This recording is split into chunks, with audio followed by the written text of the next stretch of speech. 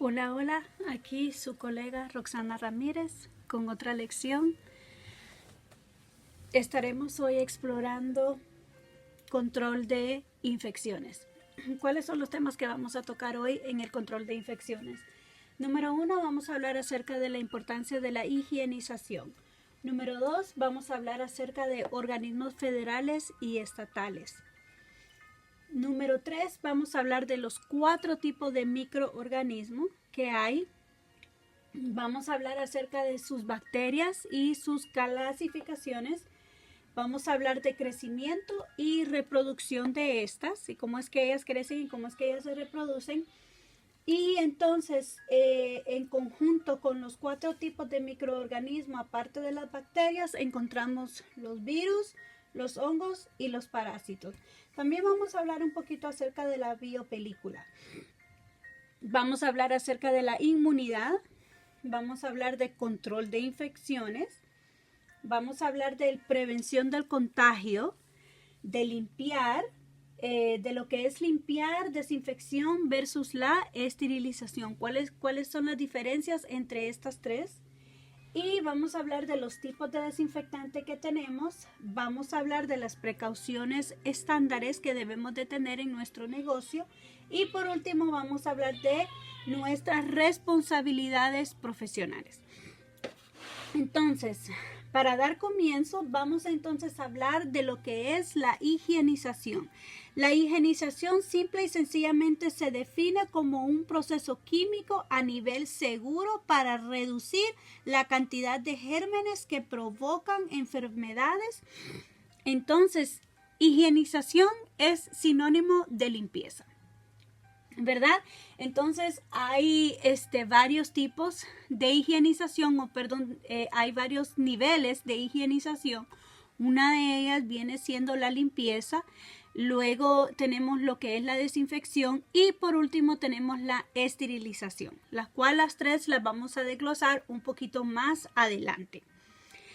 Pero para continuar, vamos entonces a hablar de por qué es importante la higienización en nuestro negocio, en un salón de belleza. ¿Por qué es importante? Obviamente porque nosotros trabajamos con el público y tanto nosotros como el público debemos estar seguros, ¿ok? Debemos de estar, hasta cierta manera debemos de sentirnos seguros en nuestro empleo, en nuestro área de trabajo, como también nuestros clientes deben de sentirse seguros, no tan solo de que el color o el corte les va a quedar bonito, sino también que nosotros vamos a tener las precauciones necesarias con respecto a su salud y su seguridad y que no van a salir enfermos o contaminados con cualquier enfermedad, ¿no?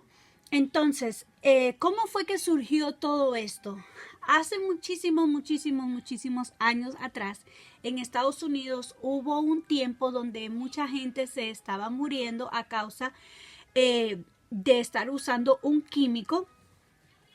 Y cuando les hablo de hace mucho tiempo, estamos hablando de, muchísimos años, ¿no? Más de 20, más de 30, hasta 100 podría decir yo.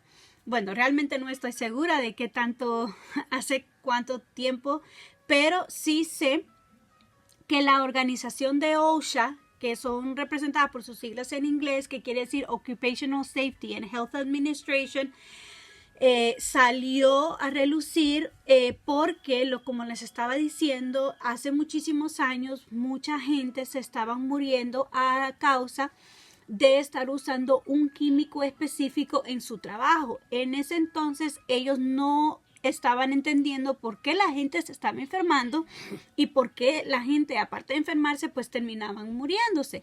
Y la razón era porque estaban usando un químico y no estaban siendo lo suficientemente cautelosos al usar este químico. Ejemplo, no estaban usando guantes, no estaban usando lentes, no estaban usando ninguna protección que les fuera a proteger de esta enfermedad que ocasionaba este químico. Entonces, OSHA es la institución federal que estipula reglas necesarias para que toda persona en su trabajo pueda sentirse seguro con lo que está haciendo. Por eso es que en las construcciones tenemos los sombreros duros, tenemos los conos súper anaranjados, los empleados se ponen esos jackets bien que llaman mucho la atención, ¿verdad? O sea, todo trabajo, si nosotros nos damos cuenta, en el aeropuerto hay muchas pautas de seguridad y todas esas pautas son puestas por la organización federal que se llama OSHA, representado por sus siglas en inglés, que quiere decir Occupational Safety and Health Administration. En español quiere decir Administración de Seguridad y Salud Ocupacional, ¿verdad? Ocupacional viniendo de trabajo. Entonces, es la administración que se encarga de nuestra seguridad y de nuestra salud mientras estamos en el trabajo. Entonces, OSHA ha estipulado que cada químico, que cada producto que nosotros usemos tenga 16 pautas, o sea, 16 puntos informativos. Esas informaciones se llama Material Safety and Data Sheets o folleto informativo de seguridad. Es un folleto informativo de seguridad. Este folleto tiene 16 pautas. ¿Cuáles son esas 16 pautas? Número 1 es la identificación. La identificación del producto. ¿Quién lo hizo? ¿Quién lo distribuye? ¿Ok? Cualquier información de contacto. ¿Cuál es el número de teléfono? ¿Cómo me puedo comunicar con el distribuidor de este producto? Luego tenemos la identificación de los riesgos, ¿verdad? De que ¿qué pasa si nosotros nos tragamos el líquido? O sea, ¿qué pasa si me cae en la piel? Tiene la composición o la información de los ingredientes, de qué está compuesto este producto. Medidas de primeros auxilios, ¿verdad? Obviamente, ¿qué pasa si me tomé este producto o si lo dejo en el fuego? Por ejemplo, el hairspray. En el punto número 2, donde dice la composición y donde dice la identificación de riesgos, ya en el hairspray pueda que salga una cosa un icono de fuego. ¿Qué quiere decir eso? Pues que es flammable, ¿verdad? Puede coger llama, puede tomar incendio. Entonces, ese es un ejemplo de identificación de riesgos. Entonces, ahora, ¿qué pasa si por accidente, me cayó en el ojo? ¿Cuáles son las cosas que yo tengo que hacer para no quedarme ciega o para que no me irrite tanto, ¿verdad? Entonces, en el punto número 4 nos va a hablar acerca de eso. Medidas para combatir incendios. ¿Qué es lo que nosotros debemos de hacer si acaso el químico llegara a ser un químico que causa fuego? Número 6, medidas para fugas accidentales. ¿Qué pasa si por X o Y razón el producto se salió? Por ejemplo, el petróleo o la gasolina en una gasolinera, ¿no? ¿Qué pasa si cae un poquito de gasolina en el suelo? ¿Qué está supuesto a hacer el empleado de la gasolinera para tener ese cuidado tanto para él como para los otros que llegan a poner más gas ahí? También habla acerca de la manipulación y el almacenamiento. ¿Dónde debo guardarlo? ¿Bajo qué temperatura? ¿Cómo debo manejarlo? ¿Tengo que usar guantes o no es necesario? Número 8, controles de exposición, protección personal. Otra vez, ¿verdad? ¿Debo de usar guantes? ¿Debo de usar máscara? ¿Qué necesito usar? Número 9, sus propiedades físicas y químicas. Casi igual que los ingredientes, ¿no? Número 10, su estabilidad y reactividad química. ¿Qué sucede si, por ejemplo, si yo mezclo amoníaco con cloro? Eso es una bomba, ¿verdad? Entonces, eso me lo va a decir. No puedo yo mezclar el amoníaco con X o Y, ¿verdad? Sino que debo de mezclarlo con agua, por ejemplo, para diluirlo.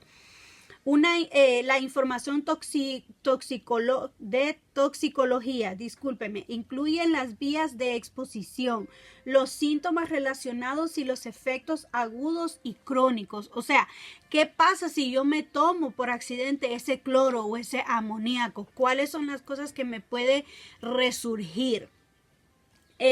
Información ecológica, qué es lo que puede suceder al ambiente, ¿verdad? Cómo puede afectarle al ambiente este producto y cómo debo desechar el producto, volviendo al petróleo, volviendo a la gasolina. Hay una manera específica. Yo no simplemente puedo tirar la gasolina así en cualquier estanque, sino que debe de haber, hay algo estipulado, ¿no? Para el petróleo también, cuando lo cambian en los aviones. La información de transporte, información regulatoria y la fecha de revisión. Todas esas son las 16 pautas que un folleto informativo va a tener en cada uno de los productos o químicos que se use en un área de trabajo. En el caso de nosotros, como estilista, quizás en un tinte no venga tanto los 16 pasos, ¿verdad? O quizás en un futuro lo van a sacar así.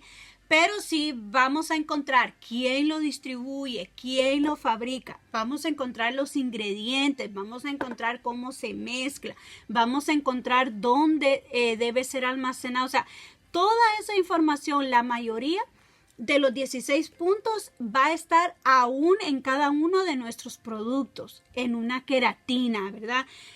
Nos van a decir que usemos máscara, ¿verdad? Por los... el olor, ¿no? Algunos dicen que no tienen formaldehído, pero igual hay un olor, ¿no? Que molesta o quizás tengamos que usar lentes porque el producto o el químico que en la queratina nos haga los ojos llorar, etcétera. Todas esas cosas ellos lo van a estipular. ¿Por qué? Por ley. Porque es la ley federal, porque es para nuestra seguridad y obviamente para seguridad del cliente. Entonces, hemos hablado acerca de OSHA y OSHA regula la seguridad y la salud de todo empleado, ¿verdad? Y aparte de eso, obviamente protege la del cliente, ¿no? Pero la responsabilidad número 1 de OSHA es la seguridad y la salud de nosotros como empleados. Entonces, una de las cosas que ellos hacen, aparte de darnos entrenamientos y cosas por el estilo, es en el folleto, ellos exigen que cada producto tenga un folleto, ¿ok? De información o Material Safety and Data Sheet.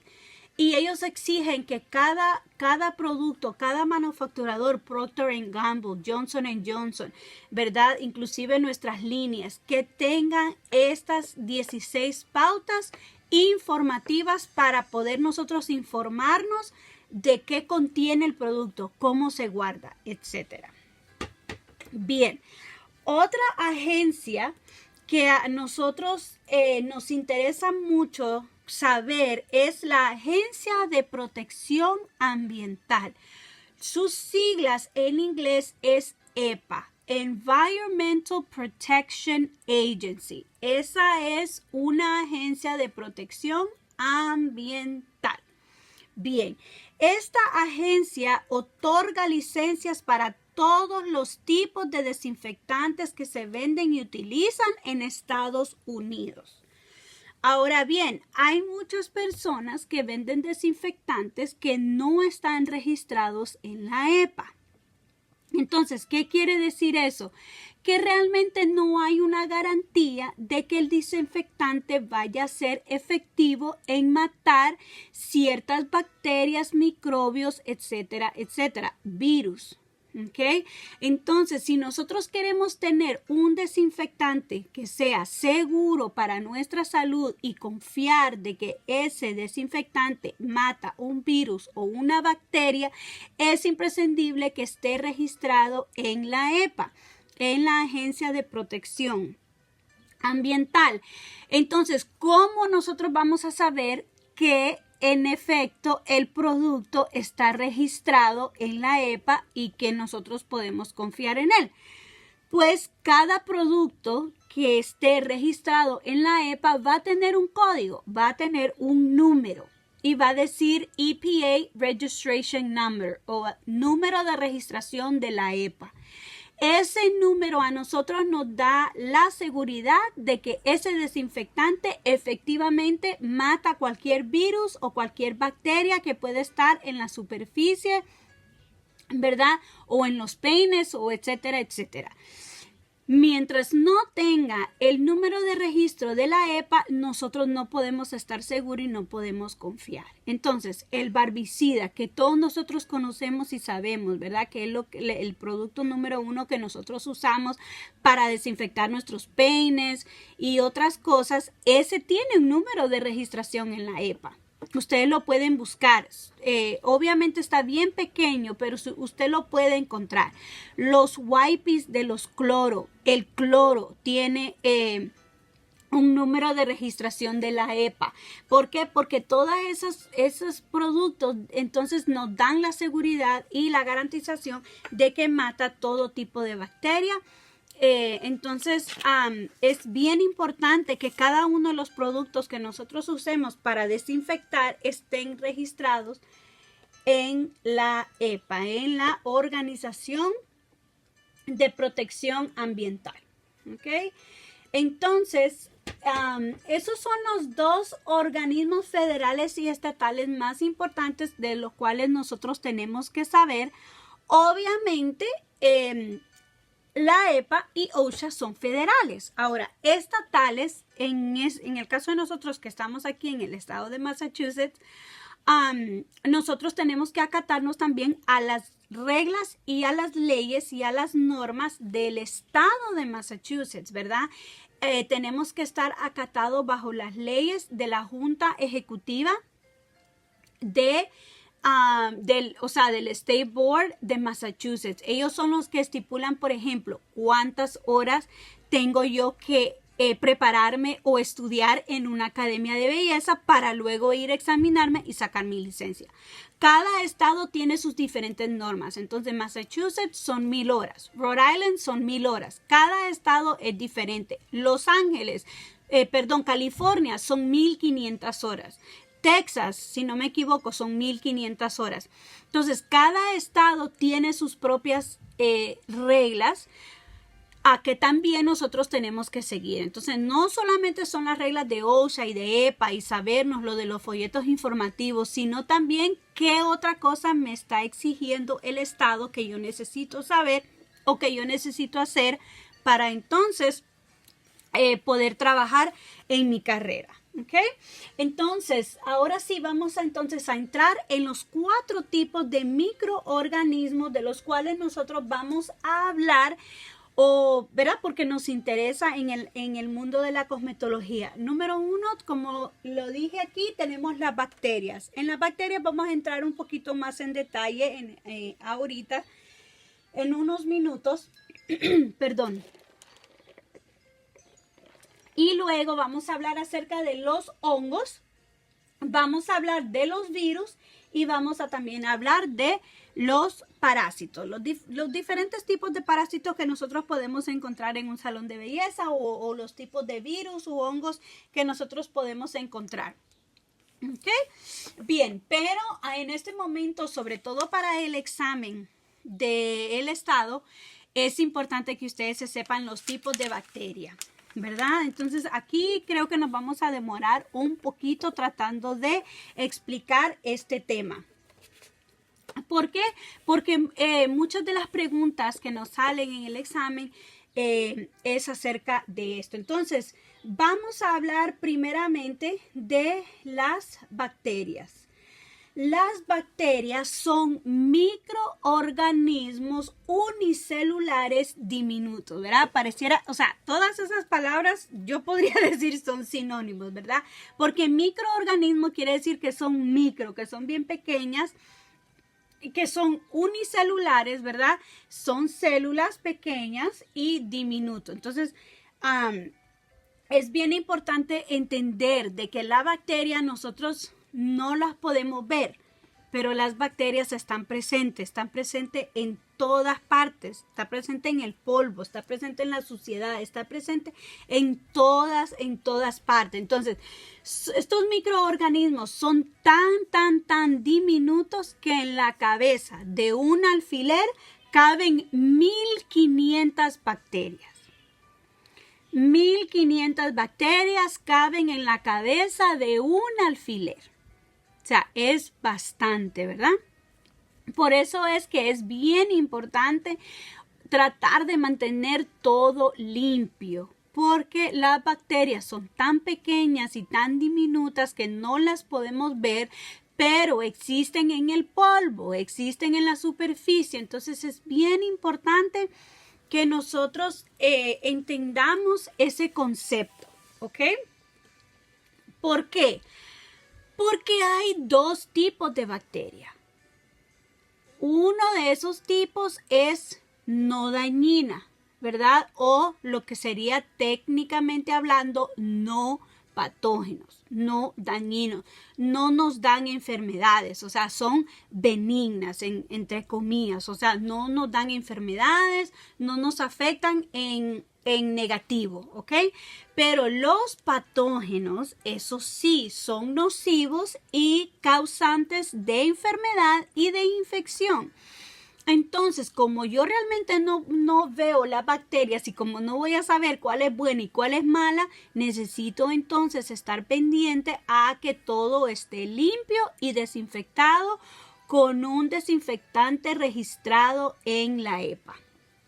¿Ok? Porque no sé cuáles son los que causan enfermedad y cuáles no. Entonces, yo me voy a enfocar en que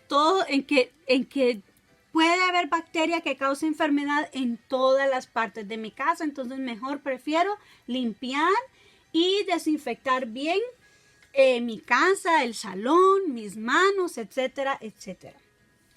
Ahora bien, dijimos que hay dos tipos de bacterias. Está la que hace daño y está la que no hace daño. Patógeno hace daño.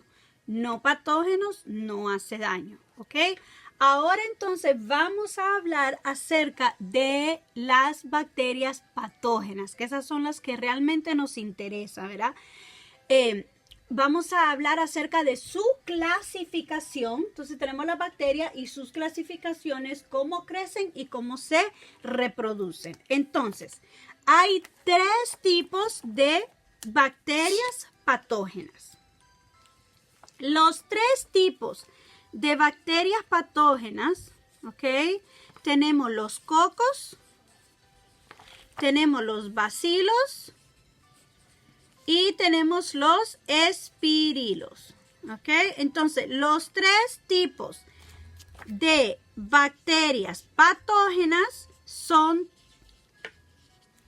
cocos, bacilos y espirilos.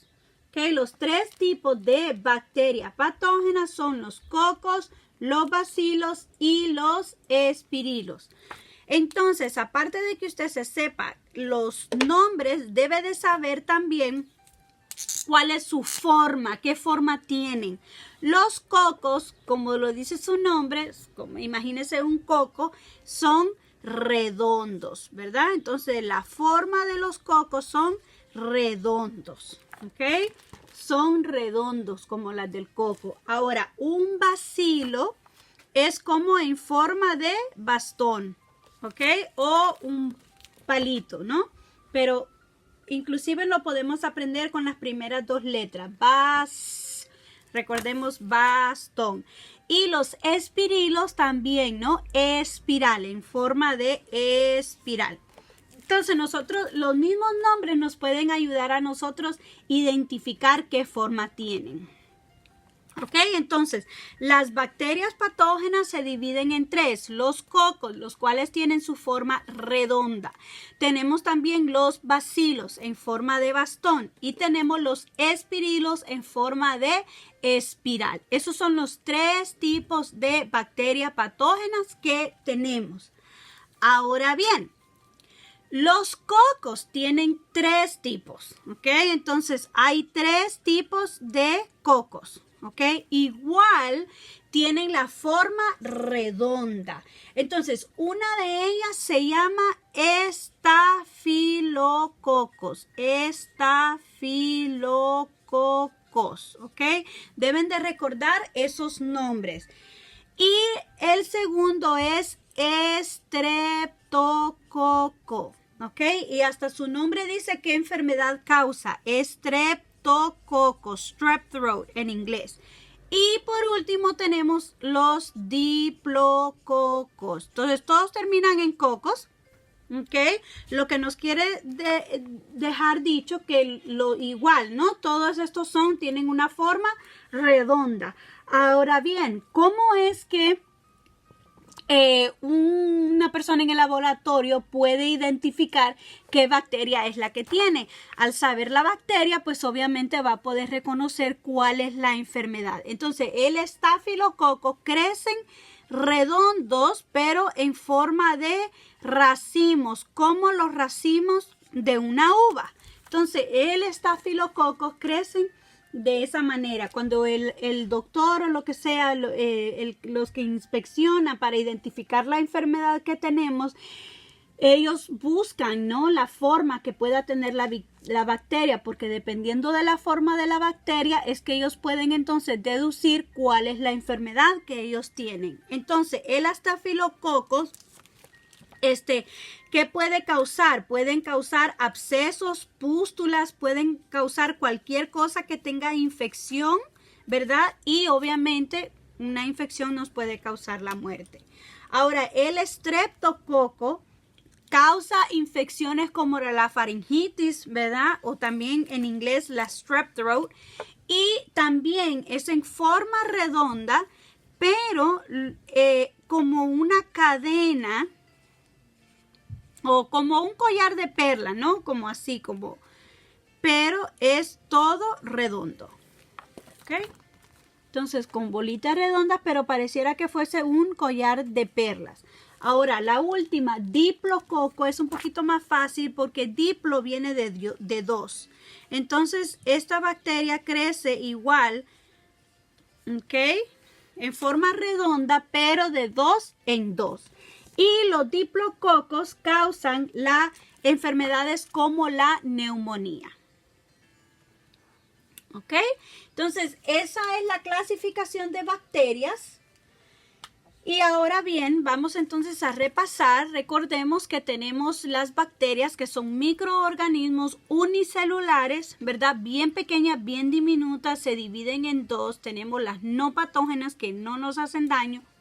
Y tenemos las patógenas que esas sí nos hacen daño y causan enfermedades. De esas características, de esas bacterias patógenas, tenemos una clasificación de 3 tipos de bacterias. ¿Cuáles son esos 3 tipos? Tenemos los cocos, los bacilos y los espirilos. Dijimos que los cocos crecen en forma redonda, los bacilos crecen en forma de bastón y los espirilos crecen en forma de una espiral. Ahora bien, los cocos se dividen en 3. Tenemos los estafilococos que crecen en racimos de uvas, ¿verdad? O sea, se parece como los racimos de uva. Tenemos el estreptococos que crecen como en unas líneas curvas, pero siempre creado con las figuras redondas. Y tenemos los diplococos que crecen de 2 en 2. Y cada una de estas bacterias causan enfermedades. Cada una de estas bacterias, tanto los bacilos, los espirilos como el estreptococo, causan diferentes tipos de enfermedades. Les recomiendo que ustedes hagan su propia investigación. Pueden en Google, ustedes saben que podemos encontrar tantas cosas y usted se puede especializar en eso si usted quiere. Aparte de, obviamente, su libro de texto de cosmetología, ¿verdad? Bien, entonces, estas bacterias, ¿cómo se mueven? ¿Cómo ellas llegan ¿verdad? A llegar hasta nosotros y hacernos daños? Bien, pues, las bacterias, los bacilos y los espirilos, pues ellos se mueven solos, pueden moverse solos, ¿ok? Pero... a ver, déjenme ver, discúlpenme. los cocos son los que no necesitan ninguna ayuda para moverse, pienso, porque son redonditos y entonces pero ellos no necesitan ese movimiento. En cambio, los otros dos sí necesitan, los bacilos y los espirilos sí necesitan una ayuda para mover. Entonces, ¿y qué sería eso? Viene siendo como un hilito, ¿ok? Bien delgadito, como la hebra de un cabello, ¿ok? Y eso unido a la bacteria le da la fragilidad, le da el movimiento a la bacteria. Pero ¿cómo se llama? Eso se llama flagelos, ¿ok? Esa parte que les da la motilidad o el movimiento a la bacteria se llama flagelo o se llama cilios. Eso es lo que le ayuda a la bacteria a moverse en el lugar que ellos quieran moverse, ¿ok? Bien, el crecimiento y su reproducción es de la siguiente manera.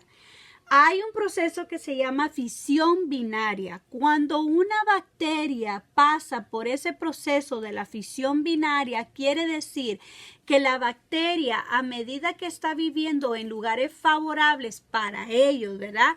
Ellos van creciendo. Entonces, si ellos están alimentando y alimentando, ellos van creciendo. Entonces, recordemos que empiezan bien diminutos, entonces ellos crecen. Después que ellos han llegado a un crecimiento tope, vamos a decir un crecimiento tope, esta bacteria entonces se convierte en dos, ¿ok? Lo que se le llama las bacterias hijas. Entonces, de una empezó pequeña, pero ella fue creciendo hasta llegar a su crecimiento tope. Después de eso, ella se divide en dos. ¿Y qué sucede? Entonces luego estas dos van creciendo, que llegan a su tope y se dividen en otras dos. Y así sucesivamente es como esta bacteria va creciendo y se va multiplicando, ¿verdad? Entonces es una cosa bastante seria. ¿Por qué? Porque se puede producir de 20 a 60 minutos. O sea que cada bacteria se está reproduciendo y creciendo de 20 a 60 minutos. Obviamente todo depende del tipo de bacteria. Pero es bien interesante, ¿verdad? Saber de que cómo está creciendo esa bacteria y con qué frecuencia la bacteria crece. Entonces, hay bacterias que están en unas etapas activas. Entonces, cuando ella está en la etapa activa, es cuando ella crece y se reproduce. Entonces, llega a, que es lo que acabamos de hablar, la fisión binaria. Ahora, hay otra etapa en donde la bacteria entra que se llama una etapa inactiva o que forma esporas. ¿Qué es eso? La bacteria que forma una espora es como formar una capa de cierto tipo de queratina que es bien dura. Entonces, la bacteria, al estar cubierta bajo esta espora de queratina y al ser dura, limpiarlo o desinfectarlo no va a ser suficiente. ¿Por qué? Porque esta espora de queratina la protege tanto que necesitamos algo muchísimo más fuerte, que viene siendo la esterilización, tan sencillo como hervir agua, ¿verdad? El agua hervida es el mejor esterilizante que nosotros podemos tener. Por eso es que nosotros cuando tenemos un bebé siempre esterilizamos las mamilas de esa manera, porque el agua caliente, el agua hirviendo mata absolutamente todo, incluyendo la bacteria que esté con su espora, ¿no? Con su capa de queratina dura. Entonces, ¿por qué es importante saber todo esto? Porque como hablamos al principio, una bacteria nos causa muchas infecciones. Nos causa pus, nos causa inflamación, nos puede causar una infección sistemática, o sea, en en nuestro sistema, ¿verdad? El sistema del cuerpo o en un órgano, o sea, es cuestión de salud. Entonces, por eso es que es importante nosotros conocer la importancia de tener cuidado de nosotros no estar propagando bacterias, ¿verdad? Bien, y obviamente una infección puede ser contagiosa. Una infección yo se la puedo fácil pasar a una persona. Claro, hay unas que no, ¿verdad? Pero sí hay enfermedades contagiosas que sí yo se la puedo pasar a otra persona. Entonces, por eso tenemos que tener nosotros mucho cuidado. Y hasta aquí, pues, las bacterias y sus clasificaciones. Vamos entonces a hablar acerca de otro tipo de microorganismo que viene siendo el virus, ¿no? El virus es una partícula también submicroscópica que es capaz de infectar y vivir en las células de los organismos biológicos, ¿ok? Entonces,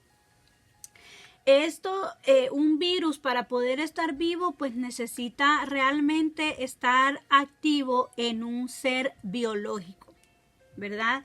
Entonces, ¿cuáles son algunos ejemplos de virus? Pues nosotros, muy común, tenemos lo que viene siendo el VIH, ¿verdad? El que causa el SIDA. Ese es un tipo de virus, ¿ok?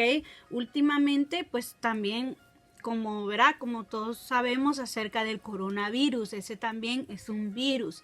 Entonces, hay varios tipos de virus del cual nosotros tenemos que tener mucho cuidado porque nos pueden infectar y nos pueden causar daños y hasta la muerte. Tenemos también la hepatitis, ¿ok?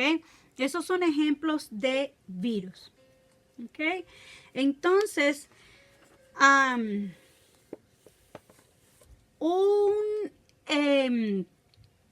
ustedes pueden seguir ahí explorando acerca de los otros tipos de virus, pero sabemos que por lo general un virus puede atacarnos. Una de las cosas que puede atacar es la sangre, ¿no? Entonces, eso se llaman patógenos de transmisión hemática, como el SIDA. El SIDA está en la sangre, ¿verdad? Entonces, eso es un ejemplo de un patógeno de transmisión hemática. También la hepatitis, ¿ok? Ahora bien, la siguiente categoría de microorganismos que tenemos son los hongos, ¿ok?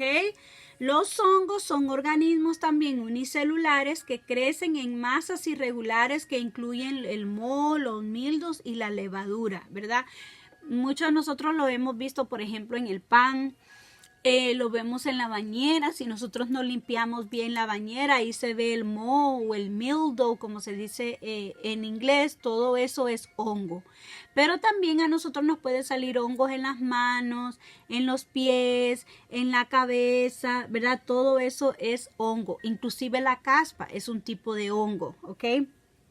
Entonces, ustedes deben de aprenderse los siguientes términos. La foliculitis de la barba, que quiere decir una infección de, por ejemplo, un cabello, un cabello que se le ha encarnado, por ejemplo, al hombre cuando se rasura, a veces se le encarna un cabello y luego causa una infección. Eso es un ejemplo de foliculitis de la barba.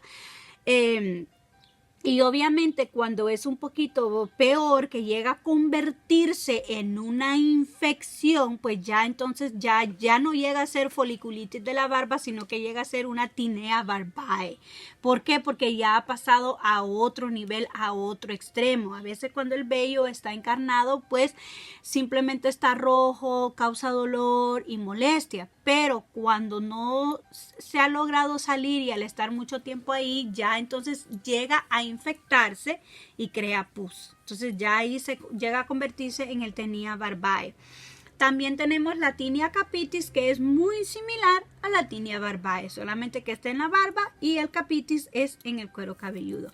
Y por último tenemos la tinea pedis, que es prácticamente igual, un hongo fúngico, pero en los pies o en las uñas. Entonces esos son los tipos de hongos, ¿verdad? Entonces hemos hablado de las bacterias, hemos hablado de el virus y hemos hablado también de los hongos. Y por último vamos a hablar de los parásitos, ¿verdad? ¿Qué son los parásitos? Son organismos que crecen y se alimentan y resguardan sobre o dentro otro huésped, ¿verdad?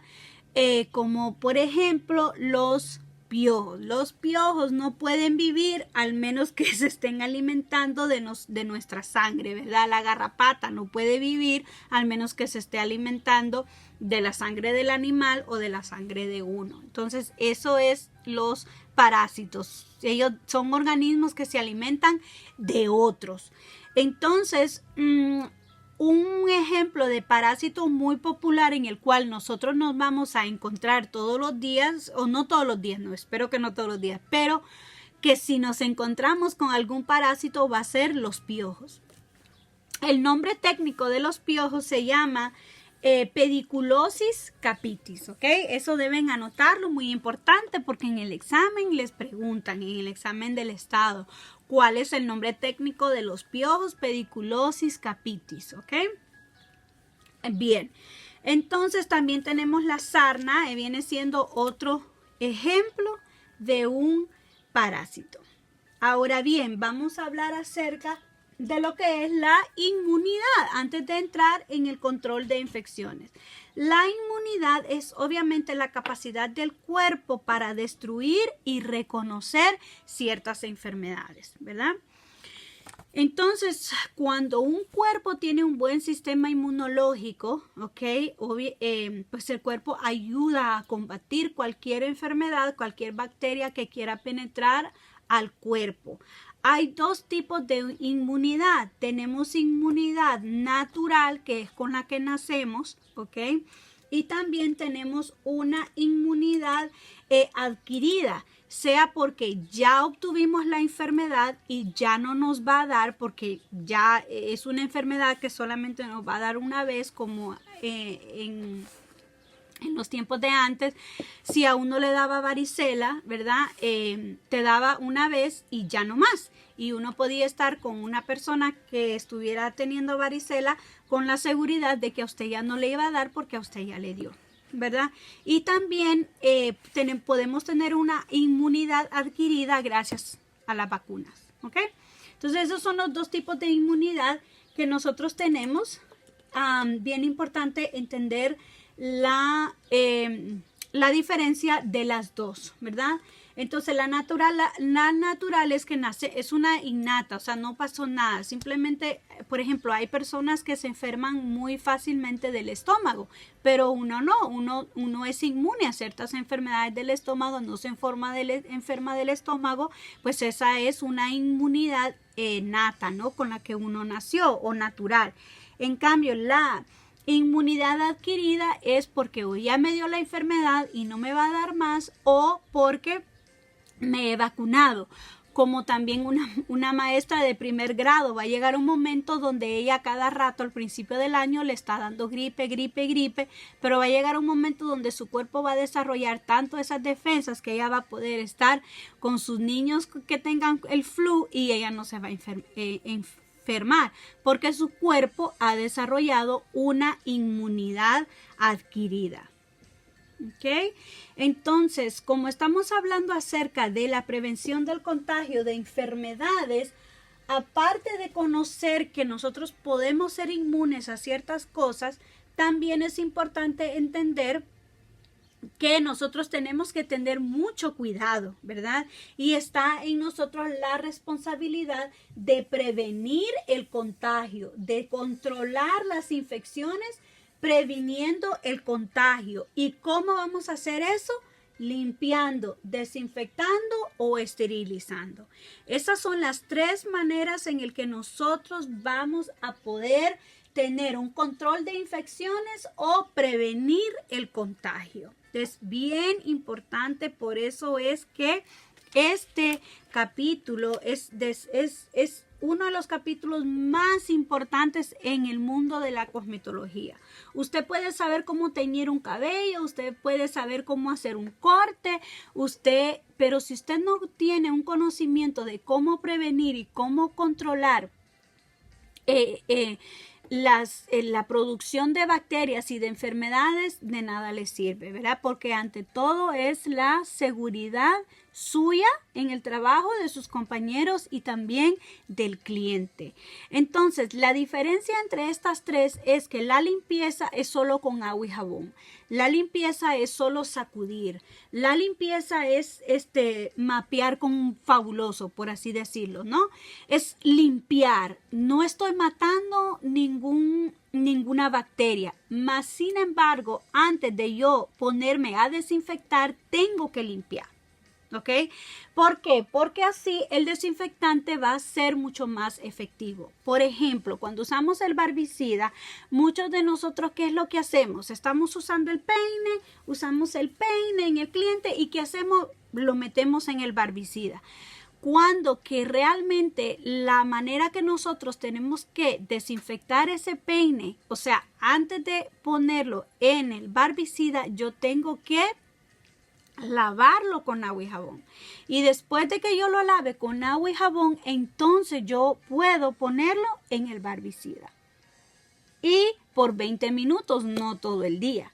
Entonces yo lo que recomiendo es que nosotros establezcamos una rutina, ¿ok? Todos los días en el salón, que pudiese ser los primeros 15-20 minutos antes de empezar a trabajar con mi primer cliente. Vendría siendo que yo recoja todos mis peines y los lave con agua y jabón, y después de lavarlos con agua y jabón, entonces quitarles el exceso de agua y luego entrarlos en el barbicida. Cuento 20 minutos y después de los 20 minutos voy y los vuelvo a enjuagar por lo menos enjuagarlo con el agua, ¿no? Y entonces después de eso, meterlos ya sea en una toalla doblada y luego en mi gaveta, ¿ok? Y a medida que yo voy usando cada peine, yo lo voy poniendo aparte, no lo voy a meter en el barbicida directamente. Tenemos que recordar que antes de usar cualquier desinfectante, es importante primero limpiar con agua y jabón. Ok, por ejemplo, yo estoy que me toco la cara, ¿no? Antes de yo tocar un cliente, yo lo que tengo que hacer es irme a lavar las manos. ¿Por qué? Porque yo me he estado tocando la cara, y si yo tengo gripe, si yo tengo flu y voy directamente donde un cliente, ya yo lo contagié. Por eso es que el lavado de manos, el lavado de agua con jabón es importante, ¿verdad? Yo no me voy a desinfectar mis manos, al menos que sea no con el barbicida, pero sí con el Purell, ¿verdad? Entonces me lavo las manos y luego me desinfecto. Es muchísimo más efectivo. Ahora, un esterilizante, por lo general, nosotros en el salón de belleza no lo vamos a usar. La mayoría que lo usan sería la manicurista, porque ella sí puede cortar piel con el cutel, no con el alicate, ¿verdad? Y también una persona que trabaja en la piel, porque también puede romper la piel y la piel puede sangrar. Ellos son las dos profesiones más comunes en el salón que van a usar un esterilizante. ¿Por qué? Porque rompen piel, porque lidian con sangre. Nosotros no tanto. Digo que no tanto porque hay personas, he sabido de casos, ¿verdad?, que cuando cortan aquí muy cerca de la piel, las tijeras tienen tanto filo que pueden llegar a cortar. O ¿verdad? A veces uno está apurado y está cortando y se corta aquí. Son como las únicas ocasiones en el cual puede haber sangre para un cosmetólogo, ¿verdad? Entonces, para esterilizar, como les dije desde un principio, tenemos el agua hervida, pero también venden unas autoclaves que se llaman, que parecen microwaves, y eso entonces los rayos que ese hornito desprende ayuda a esterilizar. Ok, entonces esas son las tres categorías que nosotros podemos usar para la prevención del contagio. Hay muchísimos tipos de desinfectantes allá afuera. Hoy hablamos acerca del barbicida, ¿ok? Otro muy común viene siendo el cloro. El cloro es un desinfectante muy común. Importante que usted se sepa su nombre técnico, que se llama hipoclorito de sodio. Ese es el nombre técnico del cloro y se lo van a preguntar en el día del examen. ¿Por qué? Porque es un desinfectante más común que nosotros usamos, sobre todo ahora. Con ese cloro yo puedo mapear los pisos, con los Clorox wipes yo puedo desinfectar todas las superficies. Entonces ese es como el desinfectante más común que nosotros podemos utilizar en el salón. Debemos de también entender la diferencia de que hay cosas que yo no puedo desinfectar, hay cosas que yo no puedo reusar, ¿verdad? Como hay ciertas limas que yo solamente las puedo usar una vez. Los palitos de naranja solamente lo puedo usar una vez. Pero mis peines, claro que sí, yo puedo usarlo una y otra vez. Esos son implementos de multiuso. O sea, puedo lavarlos, limpiarlos y desinfectarlos y volverlos a usar. Pero un palito de naranja simple y sencillamente lo uso una vez y lo tengo que desechar. Y así sucesivamente ustedes pueden ir viendo y analizando cuáles son las cosas que se pueden usar una vez y cuáles son las cosas que se deben de tirar. Ok, esa es otra manera de nosotros prevenir una infección, ¿verdad? Porque si yo usé un algodón y para limpiarle la sangre, si se lo vuelvo a usar en otra persona y si de casualidad esta persona tiene una cortada, pues ya la infecté, ¿verdad? Bien, entonces una manera bien importante de prevenir el contagio es con las precauciones estándares que demanda la CDC. ¿Qué quiere decir una precaución estándar? Se oye muy fuerte, pero una precaución estándar quiere decir que yo voy a limpiar y yo voy a cuidarme como que si todo el mundo que llegue a mi negocio tenga una enfermedad contagiosa, ¿verdad? Se oye muy fuerte, pero esa es la precaución. Entonces, es como ahora, ¿verdad? En este momento estamos viviendo la pandemia del coronavirus. O sea, yo tengo que ver que todo el mundo tiene o puede tener el coronavirus. Entonces, yo me tengo que estar lavando las manos constantemente. Yo me tengo que estar desinfectando las manos. Tengo que estar desinfectando todo lo que mis niños tocan. Los picaportes de la puerta, las mesas. ¿Por qué? Porque cuando yo fui al supermercado o que mi esposo haya ido, alguien que tenga coronavirus pudo haber tocado esas naranjas. Entonces, ¿qué me toca? Desinfectarlas, limpiarlas con agua y jabón, ¿verdad? Dejarlo ahí por un buen tiempo con agua y jabón. Eso quiere decir precaución estándar, entender que cualquier persona allá afuera es portadora de una infección contagiosa para mí y para mi familia. Y si yo tengo esas precauciones estándares, pues entonces va a ser un poco más imposible que yo me enferme, que yo me contagie. A veces se oye como un poquito feo, ¿verdad? Y estar pensando que todo el mundo está enfermo. Pero así nosotros vamos a estar como más pendientes, ¿no? De cuán limpios nos comportamos, ¿ok? En su libro hay muchos procedimientos que a usted le va a ser de beneficio, como por ejemplo, cuál es la manera correcta de quitarse los guantes, de retirarlo, cuál es la manera indicada para limpiar una herida, cuál es la manera indicada para limpiar el área del spa, ¿verdad? Para los pies, etcétera, etcétera. Y es muy importante, y vamos a terminar con esto, su responsabilidad como profesional. Su responsabilidad como profesional es mantener impecable su estación, barrer después de cada cliente, no porque tengo la parte de adelante llena y tengo gente que me está esperando, no voy a barrer el corte que acabo de hacer, ¿verdad? O voy a seguir usando la misma capa en todos los clientes, o voy a usar el mismo peine en todos los clientes. tenemos que tener muchísima precaución, usar un peine para cada cliente. Si se me cayó, dejarlo ahí y agarrar otro, ¿verdad? Barrer, trapear, desinfectar, lavarme las manos o por lo menos desinfectarme entre medio de cada cliente, sobre todo si es como yo que se pasa tocando la cara. Entonces, guardar las herramientas limpias y desinfectadas antes de irse a su casa, no esperar hasta el día siguiente, dejar la estación toda polvosa y toda sucia, sino ser limpia y pulcra.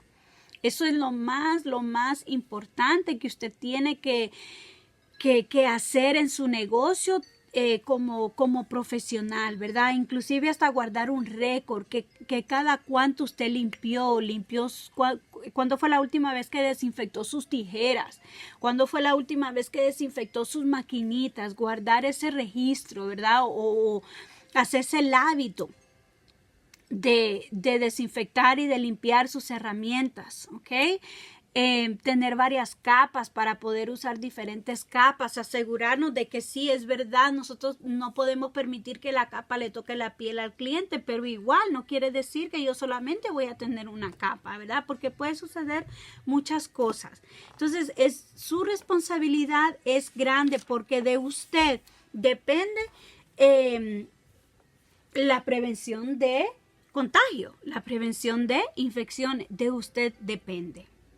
Así que espero que esta clase le haya sido de mucho beneficio. Desde ya les pido otra vez disculpas por estarme tocando tanto la cara, ¿verdad? Pero no sé por qué, no sé si es el calorcito del sol o qué, que me está dando picazón en la cara, pero bueno, espero que aparte de eso, pues haya sido una muy buena clase. Por favor, puede dejar sus preguntas, puede contactarse conmigo para así entonces aclararles cualquier duda que ustedes puedan tener.